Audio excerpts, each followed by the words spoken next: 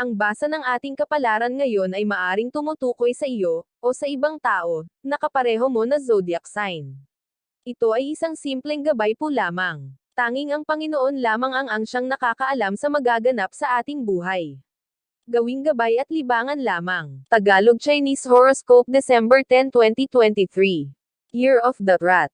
May magandang mararating ang iyong pagkakawang gawa. Pero marami ka pang pagdadaanan na mahihirap na sitwasyon. Ngayong araw na ito ay makikilala mo ang tao na malaki ang maitutulong sa adhikain mo.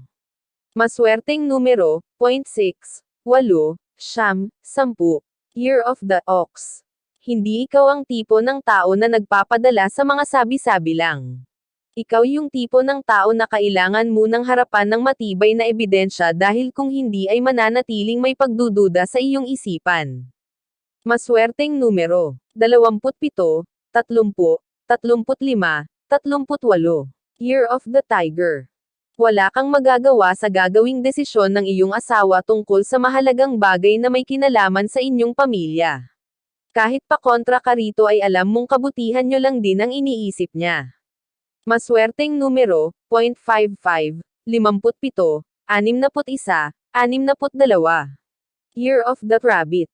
Ang stress na dati mo nang daladala ay madaragdagan pa ngayong araw dahil sa pagdating ng isang miyembro ng pamilya mula sa malayo. Bagamat masaya kang makita siyang muli ay hindi mo maiwasang mangamba sa dala niyang problema. Maswerteng numero, 12, 15, 17, 20. Year of the Dragon. Patuloy kang lalaban sa mga pagsubok na dumarating ngayon sa iyong buhay. Malaki ang iyong paniniwala na malalampasan mo ang lahat ng ito hanggat nasa tabi mo ang buo mong pamilya at nakasuporta sa'yo. Maswerteng numero, 29, 30, 31, 33. Year of the Snake. Magiging maluwag ka ngayon sa iyong mga anak.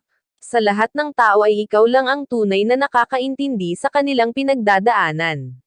Kaya naman sa araw na ito ay hahayaan mo silang gawin ang gusto nilang gawin. Maswerteng numero, 0.18, 20, 22, 24. Year of the Horse.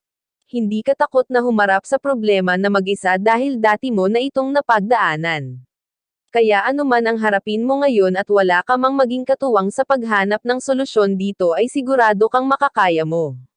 Maswerteng numero, 0.35, 39, 40, 46. Year of the Sheep.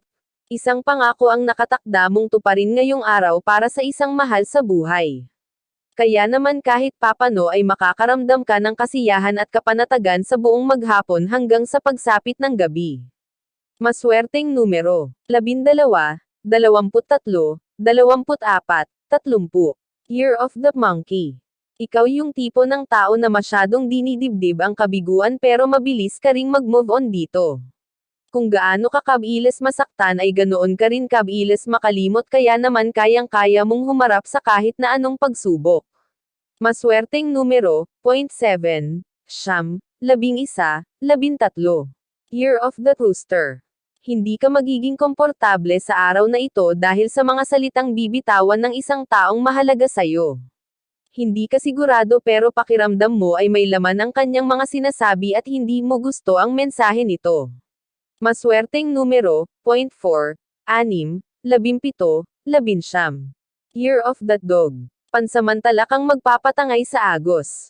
Kahit pa hindi ka 100% na sumasang-ayon sa mga desisyon ng mga taong nasa paligid mo ay hahayaan mo muna sila. Kailangan mo ng magandang tiyempo para ihayag ang opinyon mo. Maswerteng numero, 0.5, 15, 25, 30. Year of the Pig. Araw ito para ipagdiwang ang isang mahalagang okasyon sa iyong buhay. Pero batid mo na wala kang ibang paraan para ipagdiwang ito kundi sa loob lamang ng tahanan. Hindi mo inaasahan ang sayang dala ng bawat oras. Maswerteng numero, 20, 42, 43, 48. Iyan ang Tagalog Chinese Horoscope. December 10, 2023. Maraming